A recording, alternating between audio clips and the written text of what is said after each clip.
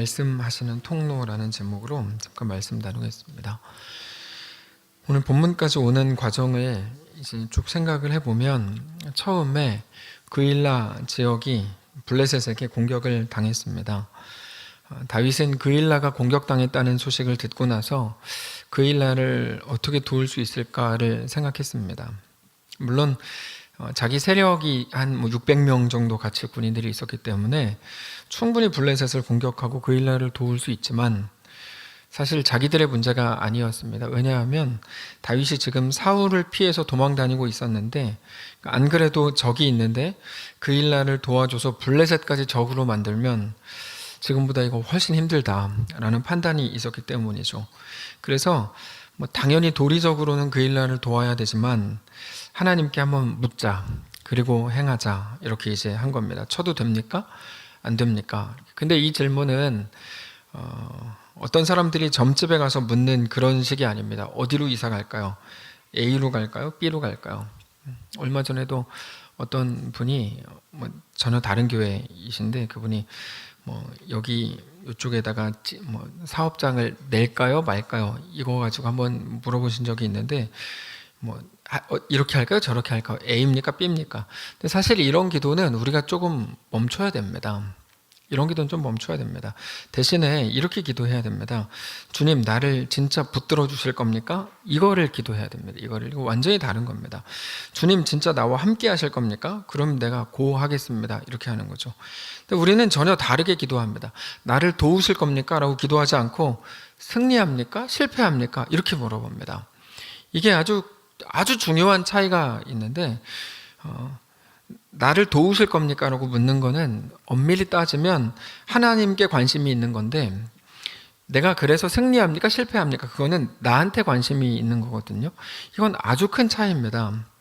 우리가 기도할 때 늘 하나님께 관심을 두어야 됩니다. 이게 바울이었죠. 우리가 최근에 많이 나누었는데 내가 비천에 처할 줄도 알고 풍부에 처할 줄도 안다. 나는 그 일체의 비결을 배웠다. 이게 무슨 말입니까? 이게 어떤 능력이나 기술을 갖게 됐다는 말이 아닙니다. 기도원에 가면 제일 많이 써있는 문구가 그 빌립보서 4장 13절이죠. 내게 능력 주시는 자 안에서 내가 모든 것을 할 수 있다. 내게 능력만 주십시오. 내가 이번에 사업에 대박칩니다. 이게 이제 수많은 사람들이 기도원 가서 붙드는 내용인데 사실 이게 그런 내용이 아닙니다. 그런 내용이 아닙니다. 하나님이 함께 하신다면 나는 어느 자리에도 갈 수 있습니다. 나는 갈 자신이 있고 하나님이 없어야 문제지 하나님이 있는데 뭐가 문제냐, 이게 그런 말입니다. 전에는 분명히 가난이라는 환경이 무서웠고 내가 너무 부자가 되면 하나님을 외면하지 않을까, 이것도 두려웠는데 이제는 하나님을 믿는다. 어떤 상황보다 더 크신 하나님을 믿는다. 이게 바울의 고백인 것이죠. 우리가 그렇습니다. 그러니까 자신만을 향해 있는 우리의 관심이 이제는 좀 멈춰지고 하나님께 관심을 두기 시작해야 됩니다. 자, 하나님께서 다윗에게 그일라를 도와줘라 이렇게 말씀을 하셨습니다. 그러면서 내가 너와 함께한다 이렇게 말씀을 하셨는데 이게 이제 중요한 건 이겁니다. 하나님이 함께 하신다는 말의 의미가 뭘까 하는 거죠. 하나님이 함께 하신다는 말의 의미. 그러므로 전쟁에서 이긴다. 그러므로 모든 것이 이제 다 잘 풀린다. 이런 말은 아닙니다. 하나님이 함께 하신다는 말은 성공이나 실패에 대한 예언이 아니라 말 그대로 함께 하신다는 말입니다. 그러니까 함께 하셔서 승리한다 이런 말이 아니고 정확히 말하면 함께 하시겠다는 말입니다. 그러니까 이번에 전쟁에서 무조건 이긴다 이런 말이 아니고 어떤 상황에 처해진다고 해도 두려워할 거 없다. 왜요? 내가 너와 함께 하니까 이 말이에요. 아니, 하나님 함께 하시면 무조건 성공해야 되는 거 아닙니까? 맞죠. 맞는데 그 성공은 하나님이 함께 하시는 성공은 영원한 성공이기 때문에 당장에는 실패로 보일 수도 있습니다. 그러나 하나님이 함께 하신다면 그게 영원한 성공으로 가는 길이죠. 그거를 믿으라는 겁니다. 이거를 지금 가는 길에 험악함을 믿지 말고 그래서 그것 때문에 두려워하지 말고 영원하신 나의 하나님이 내 아버지이신 거, 내 하나님이신 그 사실을 믿으라 이겁니다. 이게 이제 믿음입니다. 자, 다윗은 하나님이 말씀하셨기 때문에 그일라로 갔고 블레셋을 쳐서 그일라를 도왔습니다. 승리나 실패는 하나님이 알아서 하실 일이고 나한테 가라 그러셨으니까 가서 싸운 겁니다. 그게 읽지 않았지만 4절인데 4절을 한번 보시면 23장 4절이요. 다윗이 여호와께 다시 묻자온데 여호와께서 대답하여 이르시되 일어나 그 일나로 내려가라. 내가 블레셋 사람들을 너의 손에 넘기리라 하신지라. 재밌는 게 뭐냐면 블레셋 사람들을 너의 손에 넘기리라라는 표현입니다. 이 표현이 아주 재밌습니다.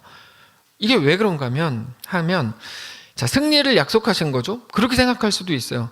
근데 솔직히 우리가 말씀을 조금 더 디테일하게 보면 다윗이 물어본 거는 그게 아니에요. 블레셋을 이깁니까 집니까 이거 물어본 게 아니고 솔직히 말해서 다윗이 진짜 궁금한 거는 블레셋이 아니고 사울입니다. 사울이 궁금해요. 다윗은 사울이 나를 죽이려고 그러는데 근데 이 상황에서 블레셋을 치는 게 말이 되냐? 이게 이제 고민의 시작이었거든요. 근데 하나님이 말씀하시는 것은 사울에 대해서가 아니라 블레셋을 넘겨주겠다 이렇게 말씀하시죠. 그러니까 어떻게 보면 굉장히 불완전한 기도 응답입니다. 그럼에도 다윗은 상황이 아니라 하나님을 믿기 때문에 나가 싸운 겁니다. 근데 다윗이 염려하던 그 일이 진짜로 일어납니다. 블레셋은 이겼는데 블레셋보다 더 무서운 사울이 다윗을 잡으러 온다는 것을 들었죠. 이게 이제 문제가 심각해진 거예요. 그 결과 다윗은 함께한 600명을 데리고 광야의 요새와 십광야 산골로 도망다닙니다. 자, 분명히 하나님이 시켜서 한 일인데 그것을 확인하고 한 일인데 일이 잘 풀리기보다는 일이 잘 풀리는 것 같다가 금방 사울이 와서 이제 도망을 쳐야 되는 상황이 된 겁니다. 이게 그 상황이 된 겁니다. 우리 같으면 하나님께 기도하고 나서 한 일, 그러니까 아주 분명한 기도 응답으로 시작된 일이 이상하게 꼬이면, 예를 들면 그냥 내가 뭐 직장생활 하다가 다치는 거 말고 교회에서 봉사하다가 다치면 이 상처의 크기는 훨씬 더 크죠. 훨씬 더 크죠. 그냥 내가 뭐 성격이 나빠가지고 사회에서 일하다가 욕먹는 건 괜찮은데 교회에서 일하다 욕먹으면 이거는 이제 그 데미지가 훨씬 더 큰 거죠. 그런 거예요. 분명히 기도하고 한 일인데 이상하게 꼬여요. 그러면 하나님은 원망하고 다 떠나고 그만둘 것 같은데 다윗은 어떻게 합니까? 그렇게 안 하고 오히려 하나님께 묻습니다. 왜냐하면 다윗은 지금이나 그때나 상황이 궁금한 게 아니라 하나님이 궁금했다. 지난주인가요? 나누었죠. 지지난주인가 나누었죠. 다윗이 진짜 궁금했던 건 사울이 어떻게 할지 혹은 그 일나가 어떻게 나올지가 아니고 그래서 하나님이 어떻게 하실 겁니까? 이게 이제 궁금했다고 전에 말씀을 드렸습니다. 근데 상황의 어떠함이 아니라 하나님께 집중했다는 이 말을 우리가 잘 생각해야 됩니다. 우리가 우리의 상황의 어떤 변화보다 정말 마음 깊은 곳에서 하나님의 마음, 하나님의 일하심에 더 많이 집중한다면 우리 앞에 일어나는 일에 대한 우리 자세가 달라질 수 있기 때문입니다. 그러면서 우리 앞에 있는 일들의 본질이 달라지기 시작합니다. 이 본질이라는 말이 중요한데 무슨 말이냐면 내가 어떤 일을 하고 그 일을 하나님 나를 도와주십시오. 하나님이 돕냐 안 돕냐 여기 관심이 항상 있는 건데 사실 이거는 이제 그 시각을 잘못 본 겁니다. 이거를 바꿔서 하나님이 하시려는 이 일에 나를 초청하시고 그러면 우리는 거기에 대해 하나님의 이끄심을 믿으면서 동참하게 된다는 거죠. 이게 이제 다른 거예요. 분명히 우리 앞에 일어난 일들인데 그 일에 대해 하나님께 물을 때 하나님이 우리를 도우시는 그런 개념이 아니고 내가 주인이고 하나님이 돕는 개념이 아니고 우리 앞에 일어나는 모든 일들은 사실 처음부터 하나님의 일이었다는 겁니다. 이 시각 변화를 가져오셔야 된다고요. 일이 내 실력으로 해가지고 뭐 내가 이런 게 아니라 처음부터 하나님의 일이었다고요. 하나님이 계획하셨고 하나님이 이끄시는 일을 우리 앞에 갖다 놓은 겁니다. 그리고 우리에게 하나님의 마음을 가르쳐 주시는 거죠. 기도할 때. 그러니까 우리가 그 순간에 믿음으로 행한다면 이 믿음이라는 게 뭡니까? 하나님이 함께 하신다는 그 믿음으로 행한다면 우리는 하나님의 일과 하나님의 역사에 동참하게 되는 거죠. 그러니까 내 일에 하나님을 끌어들이는 게 정말 많은 사람들이 하는 일이거든요. 근데 아니라고요. 맨날 내 일에 하나님을 끌어들이려고 하지 말고 그러니까 맨날 하나님은 기껏해야 돕는 자고 하나님이 날 안 도와주면 하나님은 뭐 자기 할 일 못한 이상한 하나님이 되는 거예요. 많은 사람. 그러니까 하나님을 떠나버리게 되는 거죠. 그게 아니고 그러니까 기도 열심히 해 그럼 하나님 도우실 거야. 제발 그런 얘기 좀 조금만 하시고 하나님이 주인이시고 하나님이 왕이시고 하나님이 계획하시고 하나님이 이끌어 가시는 그 일을 우리 앞에 갖다 놓은 거라고요. 그러면 우리는 기도함으로 하나님의 뜻을 알게 되고 우리가 하나님의 역사에 동참하게 되는 거다. 이 뭐라 그럴까요? 하여튼 주도권의 온전한 정립, 이게 중요하다는 겁니다. 근데 중요한 건 이겁니다. 계속 중요하대요. 하여튼 중요한 건 이겁니다. 아무리 하나님이 시작하신 일이라고 해도 우리가 그 속에 있을 때는 상당한 두려움을 느끼는 게 당연합니다. 이게 다윗이었습니다. 15절 보시면 당연한 겁니다. 15절. 다윗이 사울이 자기 생명을 뺏으려고 나온 것을 보았으므로 그가 십광야 수풀에 있었다. 여러분, 이거는 언제냐면 하나님께서 다 가르쳐 주신 때입니다. 이미 사울이 오기 전에 물어봤어요. 하나님께 다윗이 내가 그 일날 뭐 구할 수 있습니까? 구한다. 네가 블레셋 이긴다. 그러면 그 일날 사람들을 나를 사울에게 넘길 겁니까? 넘긴다. 사울이 내게 내려옵니까? 내려온다. 다 말씀해 주셨어요. 그래서 도망친 거거든요. 근데 재밌는 건 뭐냐면 15절에 나오는 이 모습들, 그래서 숨는 모습, 숨는 거는 두렵기 때문에 숨는 거거든요. 저는 다윗의 이런 면이 너무 좋습니다. 저는 기독교인들 중에 정말 싫은 사람들이, 저는 원래 성격이 안 좋아서 싫은 사람들이 많은데, 그 중에 제가 진짜 싫은 사람들이, 기독교적으로 잘난 척 하는 사람들, 정말 아주 싫어요. 기독교적으로 잘난 척 하는 사람들. 가끔 기계적인 말들로 스스로 포장하는 사람들을 자주 만납니다. 힘들어 죽으려 그러면서 저는 은혜로 삽니다. 듣기 싫어요, 정말. 맨날 그래놓고, 은혜로 산다 그래놓고 직장 욕하고. 근데 막 직장 욕하고. 은혜로 산다 그러고 주변 사람들 욕하고. 이게 뭐 하는 거냐고, 그게, 맨날. 목사님들하고 만나면 은혜로 산다 그러면서 자기들 교인들 욕하고. 여러분, 저는 밖에 나가서 우리 교인 욕 진짜 안 하거든요. 제일 듣기 싫어요, 그게. 은혜로 살죠. 그럼 막 교인 욕하고. 그러면서 말은 아무 걱정 없습니다. 기도할 수 있는데 뭐가 걱정입니까? 은혜로 살죠. 그럼 욕을 하지 말아야죠. 욕할 거 다 하고, 은혜로 산다 그러고. 이게 뭐예요, 그게? 그러니까 은혜라 그러면서 무슨 욕을 해요? 욕은 엄청 하고 매일 비난하면서 입으로는 은혜를 말하고. 이건 가식이죠. 여러분, 오늘 본문 다윗을 보십시오. 너무 멋있어요. 뭐가 멋있냐면 그 속에 심각한 두려움이 있다는 게 전 너무 멋있었어요. 너무 인간적인 면이 딱 보이잖아요. 인간적이잖아요. 기독교는 기계가 아닙니다. 인간적인 거야. 그 속에 심각한 두려움이 있죠. 벌벌 떨고 있고 문제없다고 말하지 않아요. 그런데 두려움 속에서 하나님을 바라보는 그 두 가지가 같이 갑니다. 두려움도 있고 하나님을 바라보는 것도 있고. 그래서 두려움 속에서 믿음으로 가는 거죠. 그게 신앙입니다. 신앙은 늘 말씀드리지만 철저히 현실 속에서 하는 겁니다. 현실을 외면하거나 현실을 없는 것으로 만들지 않는 겁니다. 현실 속에서 말로 하는 게 아니라 삶으로 하는 거죠. 지난 주일에도 말씀을 잠깐 드렸던 것처럼 2부 예배 때인가요? 하나님이 예수님을 지금 이 땅에 두셨다면 얼마나 좋았을까. 근데 예수님은 하늘로 올라가셨죠. 지금 이 땅에 없습니다. 예수님은 이 땅에 없습니다. 예수님이 계셔서 여전히 기적을 베풀고 말씀을 하셨다면 전도에 얼마나 큰 도움이 되겠습니까? 근데 예수님은 지금 없습니다. 대신에 우리에게 성령을 보내셨죠. 그러면서 예수님보다 더 큰 일을 할 거라고 말씀을 하셨죠. 우리를 남겨두셨다는 겁니다. 우리에게 예수님의 증인의 삶을 살라고 하신 겁니다. 근데 그 증인의 삶이라는 거를 이제까지 말로 끝내버리려고 그랬습니다. 예수 믿으세요. Jesus loves you. 이게 왜 말이 문제겠습니까? 근데 예수의 증인의 삶은 그렇게 되는 게 아니죠. 내가 믿는 자라고 하는 거를 증언하는 일은 우리의 말이 아니라 삶으로 하는 겁니다.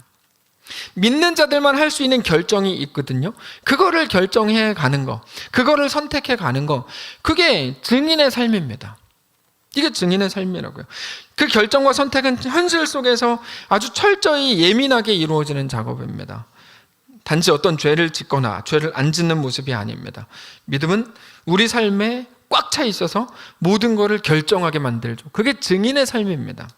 나도 믿었다. 하나님이 왕이신 것을 나는 믿었다. 그래서 나는 이렇게 산다. 이게 되는 거죠. 이게 다윗의 삶입니다. 다윗은 사울을 피해서 도망다니느라 지치고 피곤했지만 그 피곤은 하나님의 말씀대로 행한 결과 생겨난 피곤이었지만 그럼에도 모든 상황을 받아들입니다. 원망하지 않고 그 상황 속에서 두려움이 있었지만 그거를 주는 느낌 그대로 느끼고 거기서 신앙을 하죠.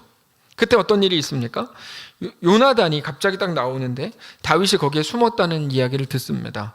그리고는 다윗에게 가서 다윗을 위로하죠.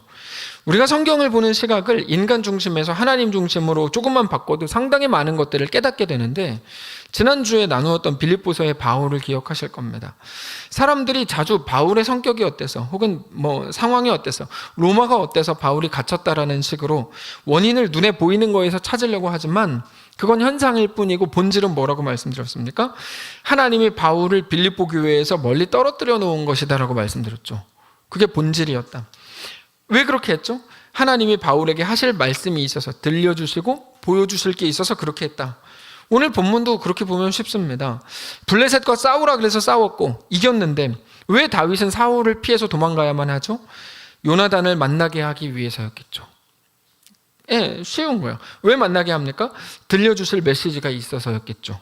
들려주실 메시지가 뭡니까? 16절 17절이죠.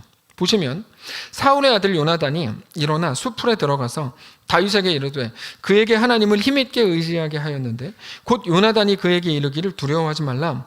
내 아버지 사울의 손이 내게 미치지 못할 것이요 너는 이스라엘 왕이 되고 나는 네 다음이 될 것을 내 아버지 사울도 안다 하니라. 하나님이 요나단을 통해서 다윗에게 말씀하려고 했던 메시지가 바로 이거였기 때문에 결국 이것은 하나님의 메시지인 겁니다. 하나님의 말씀. 요나단이 그에게 이르기를, 이 부분을 하나님이 말씀하시대로 바꾸면 하나님의 음성이 됩니다. 하나님이 말씀하시되 17절 두려워하지 말라. 사울의 손이 너에게 미치지 못할 것이요 너는 이스라엘의 왕이 되고, 이렇게 나오면 되게 쉬워지죠. 그리고 그 말을 들은 다윗의 마음이 어떻습니까? 16절 뒷부분에 이렇게 나오죠. 그에게 하나님을 힘있게 의지하게 했다. 그가 하나님을 힘있게 의지하게 되더라, 이거죠.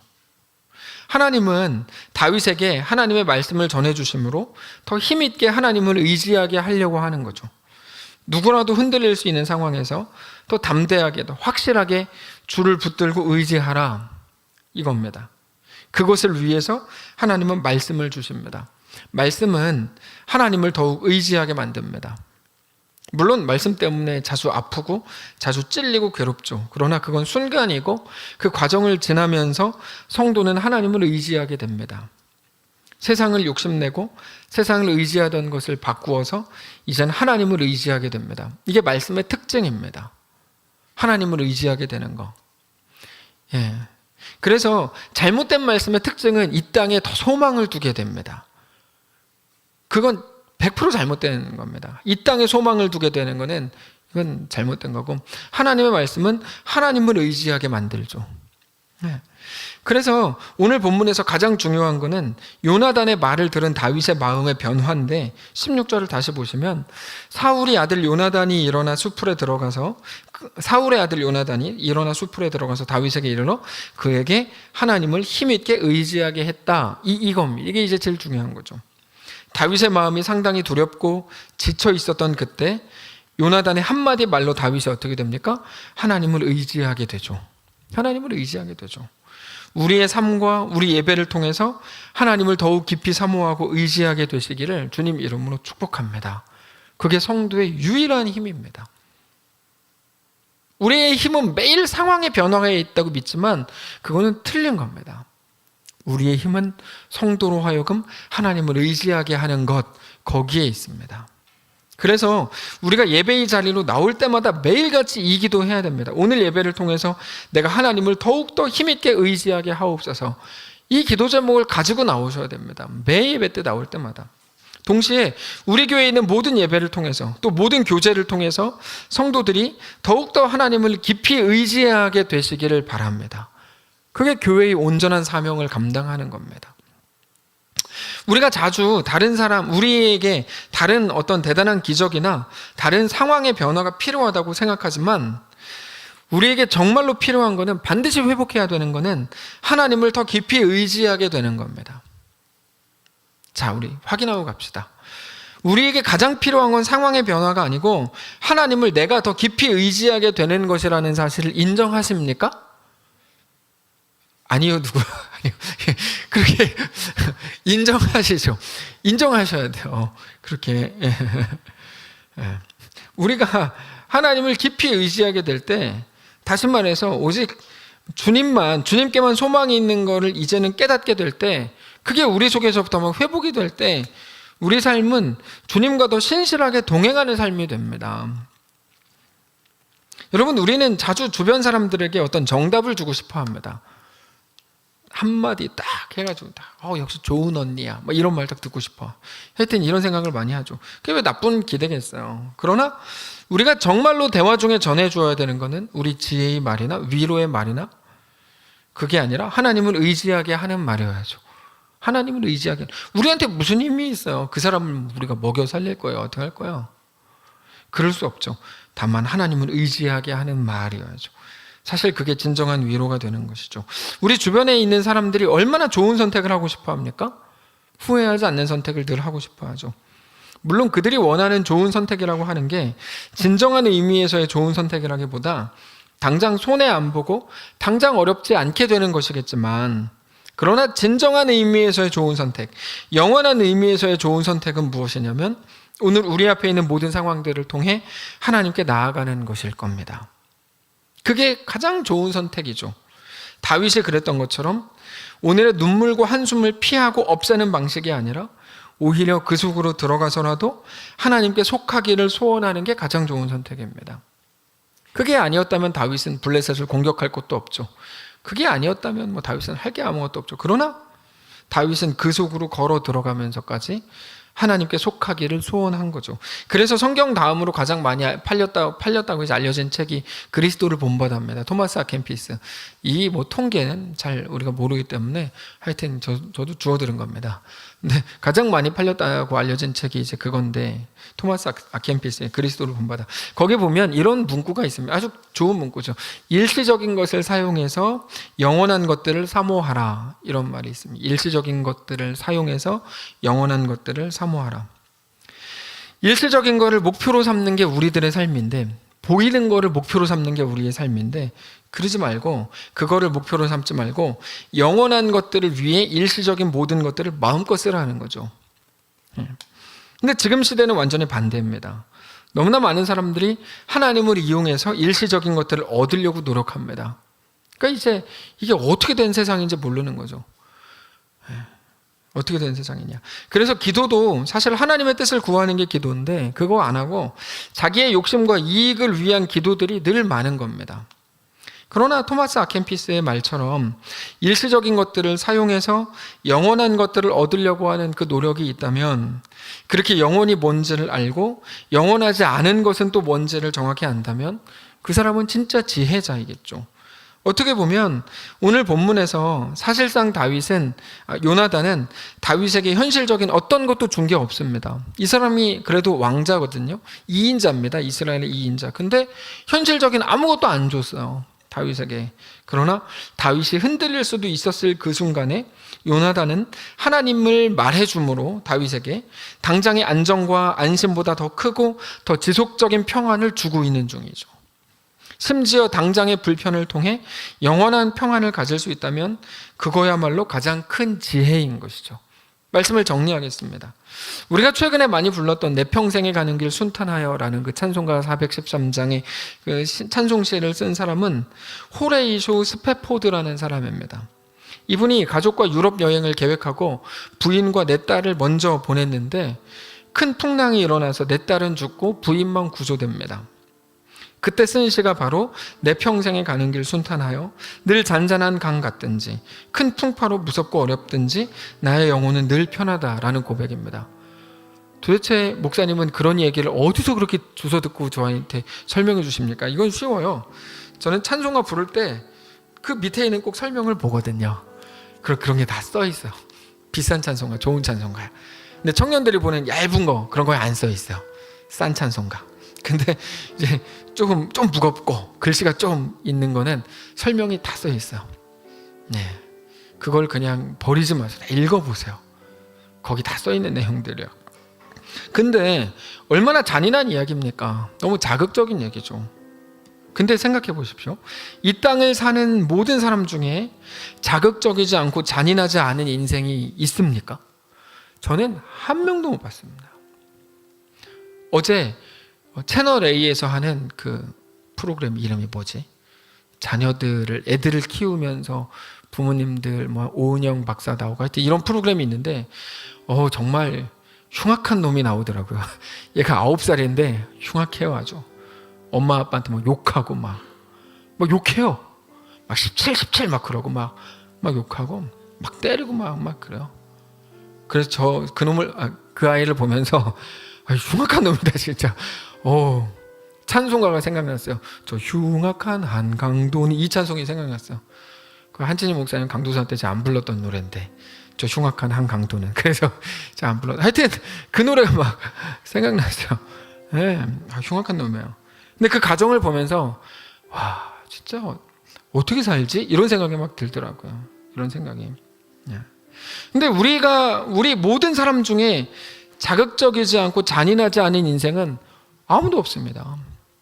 산 중턱에서 수십 년 동안 배를 만들려고 했던 노아의 삶은 안 잔인했을까요? 엄청 잔인했죠. 청소년 때 형들한테 후두려 맞고 팔려가지고 최소 14년 이상을 노예로, 감옥 생활로 이렇게 보냈던 요셉은 아닙니까? 엄청나게 잔인하죠. 자극적이고. 우리 삶은 다릅니까? 모든 인생의 이야기는 늘 자극적이고 잔인하죠. 솔직히 인정을 해서 평탄한 것 같은데 사실은 모두가 이야기가 있죠.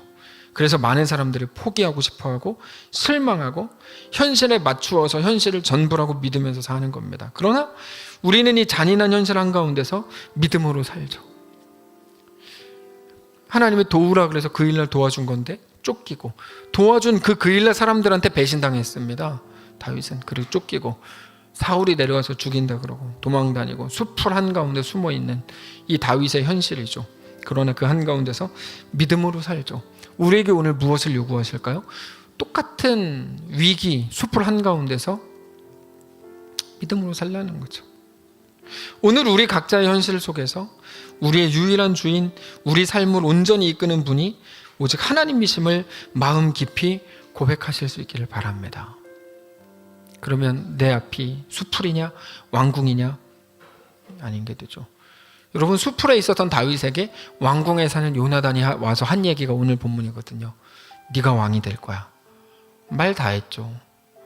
숲풀에 있는 다윗에게 왕궁에 살던 요나단이 와서 했던 얘기, 말 다 했죠. 우리는 매일 기도로 왕궁으로 보내달라는 거죠. 하나님이 답답하신 거죠. 그게 아니고 왕이신 하나님을 마음 깊이 의지해라, 이겁니다. 그래서 우리가 하나님의 백성이요 그리스도인인 거죠. 지난 주일이 추수감사 주일이었고, 그래서 이제 우리에게는 끔찍했던, 아니 매우 특별했던 2020년이 얼마 안 남았습니다. 언제까지 되겠어요? 요새 파이자도 그렇고 모더나도 그렇고 백신 나온다면서 사람들 여러 가지 다른 말 하지만 얼마나 가겠습니까? 하여튼 2020년이 얼마 안 남았습니다. 성도 여러분, 그럼에도 우리 삶에 유일한 소망이 있다면 그것은 오늘 하나님을 의지하는 것입니다. 그래서 상황이 너무 좋아져서 돈이 많아지고 건강해지고 자식이 잘 되고 모든 일이 잘 풀려서 더 이상 하나님마저도 의지할 필요 없게 된다면 그거는 절대로 복된 일이 아닙니다. 또 복된 일이 아닙니다. 반대로 오늘 여러 가지 일들 때문에 하나님을 의지해야만 된다면 그거는 우리에게 가장 큰 복입니다. 그 상황이 복이 아니라 하나님을 의지한다는 것이 복인 거죠. 그렇게 우리에게 주어진 우리 현실 속에서 하나님만을 의지하며 뜨겁게 주를 바라봄으로 우리 삶이 하나님께 속했음을 고백하는 성도들이시기를 바랍니다. 찬양하고 기도합시다. 내 평생에 가는 길 늘 순탄하여 함께 고백합시다.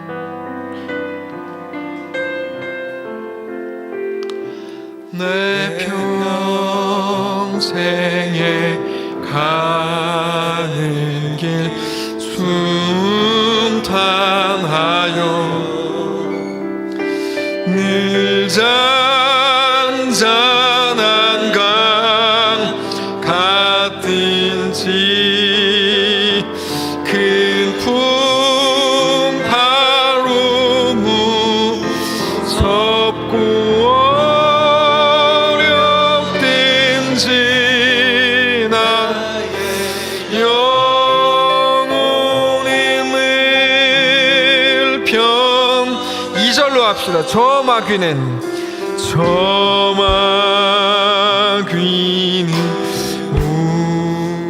우리를 삼키려고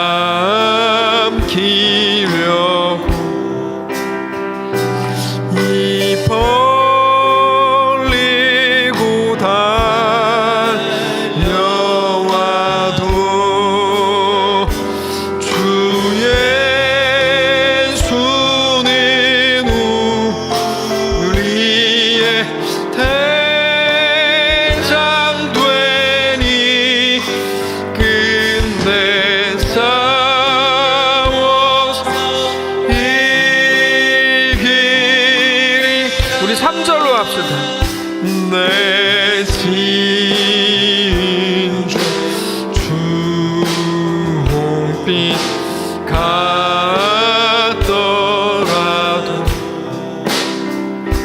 주 예수께 다 아뢰면 그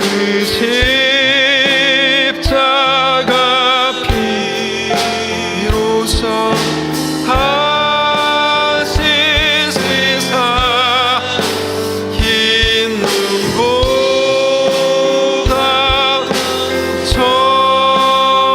정하게 내 영혼 평안에 눈 감고 합니다.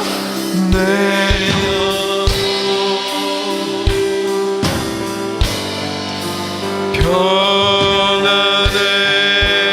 평안에 내 영혼 내 영혼 내 영혼 후렴 다시 한번 합시다. 주 안에서 내 영혼 평안해 내 영혼 내 영혼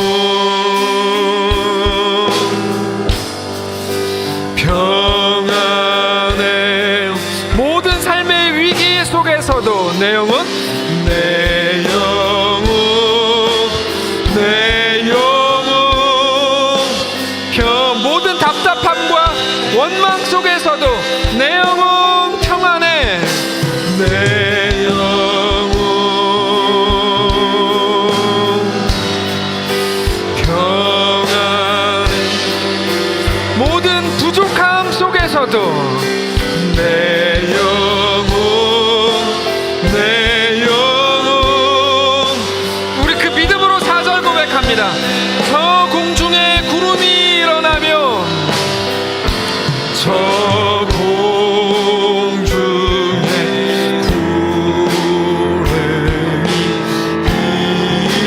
일어나며 큰 나팔이 울릴 때 그 나팔이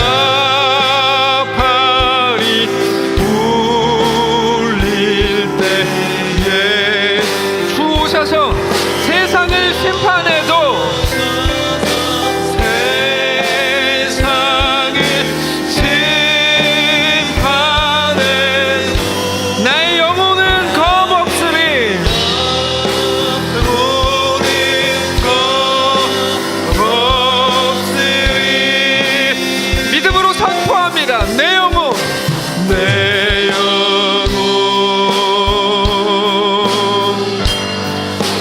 평안해 내 영혼 네 우리 가슴에 손을 얹고 다시 한번 선포합니다. 내 영혼 평안해 내 영혼 평안해 내 영혼 내 영혼 평안해 평안해 내 영혼 내 영혼 평안해 우리 이 시간 말씀을 기억하면서 함께 다시 기도하기를 원합니다. 모든 인생은 다 잔인하고 자극적입니다. 우리 이야기 얼마든지 조금만 살 붙이고 조금만 리얼하게 얘기하면 모든 사람들 다 깜짝 놀랄 만한 이야기들 우리가 다 가지고 있습니다. 중요한 건 그게 아니죠. 중요한 건 그 속에서 주님 내가 오늘 주를 의지하게 하옵소서. 여러분 오늘 본문이 보여주는 그림이 뭡니까? 왕궁에 있던 요나단이 숲을 한가운데 도망자 다윗을 찾아가서 네가 왕이다라고 얘기하더라. 이게 오늘 본문이 그 보여주는 그림이잖아. 주님 내 상황에 대한 이야기들로 가득 찼던 우리를 불쌍히 여겨주시고 주를 의지하고 주님을 더 신뢰하고 주님을 더 사랑하는 우리의 고백이 되게 하옵소서. 조용히 묵상하면서 1분 그냥 기도하고 마치겠습니다. 기도하겠습니다. 하나님 주님 앞에 서기를 원합니다. 하나님 우리 모든 상황과 우리 모든 아픔과 이야기를 아시는 하나님 우리와 함께 하셔서 주를 더 신뢰하게 하시고 주를 더 의지하게 하옵소서. 주님 앞에만 그렇게 세워지게 하시고 하나님만 온전히 믿음으로 바라볼 수 있도록 아버지 하나님 인도하여 주시옵소서. 하나님 역사해 주시옵소서. 주님 붙들어 주시옵소서. 주께서만 함께 해 주시옵소서. 하나님의 놀라운 은혜가 우리 가운데 부어지기를 원합니다. 아버지 하나님 인도하시고 역사해 주시옵소서. 주의 놀라우심 앞에 엎드리게 하시고 하나님 우리 상황으로 보면 상황으로 인하여 놀라지 않게 하시고 하나님의 완전하심을 보면서 놀라고 감격하고 하나님 주님을 의지할 수 있도록 아버지 하나님 인도하여 주옵소서. 거룩하신 하나님, 지나온 한 해를 돌이켜보면 상황에 놀라는 게 전부였던 우리인지도 모릅니다. 코로나 숫자가 어떻고 몇 명이 어떻게 되고 우리 상황이 또 어떻게 되고 지금 경제가 어떻고 매일 상황 보면서 깜짝깜짝 놀랐던 게 우리였습니다. 당연하죠. 어쩌겠습니까? 연약한 인간인데. 그런데 하나님, 이제는 우리 시선을 주님께 돌리기를 원합니다. 하나님의 완전하심을 보며 놀라고 하나님의 우리를 그렇게 대단하게 사랑하시는 것을 보며 감격하고 하나님의 나의 아버지 되신 것으로 인하여 감사하는 우리 모두가 되기를 원합니다. 하나님 우리와 함께하여 주옵소서. 이 땅 한가운데 살지만 이 땅 한가운데에서 현실에 눌려 살지 않게 하시고 그 속에서 여전히 하나님을 믿음으로 바라보게 하시고 주님과 믿음으로 동행하는 사랑하는 모든 성도들 다 될 수 있도록 아버지 하나님 인도하여 주시옵소서.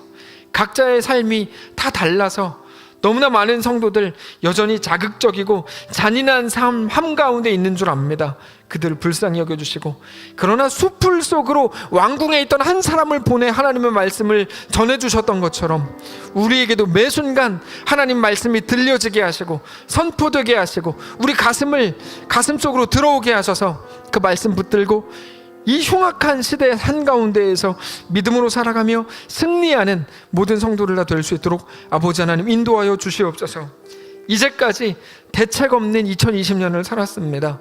하나님 주님을 믿고 주님을 신뢰하며 남겨진 2달 힘있게 승리하며 살게 하시고 다음부터 또 시작되는 새로운 한 해 하나님의 놀라운 은혜로 감격하며 살아낼 수 있도록 아버지 하나님 인도하여 주옵소서. 특별히 주의 백성들 가운데 여전히 힘겨운 삶을 살아갈 수밖에 없는 구조 한가운데 있는 성도들이 있습니다. 그들을 붙드시고 위로하시고 하나님의 놀라운 은혜가 그들 인생 가운데 넘쳐나도록 축복해 주시옵소서. 우리와 함께 하시기를 소원하며 살아계신 예수님의 이름으로 기도합니다. 아멘. 다시 주기도문으로 예배를 마치겠습니다. 하늘에 계신 우리 아버지여, 이름이 거룩히 여김을 받으시오며 나라가 임하옵시며 뜻이 하늘을 이룬 것 같이 땅에서도 이루어지이다. 오늘날 우리에게 일용할 양식을 주옵시고 우리가 우리에게 죄진 자를 사하여 준 것 같이 우리의 죄를 사하여 주옵시고 우리를 시험을 하게 하지 마옵시고 다만 악에서 구하옵소서. 대개 나라와 권세와 영광이 아버지께 영원히 있사옵나이다. 아멘.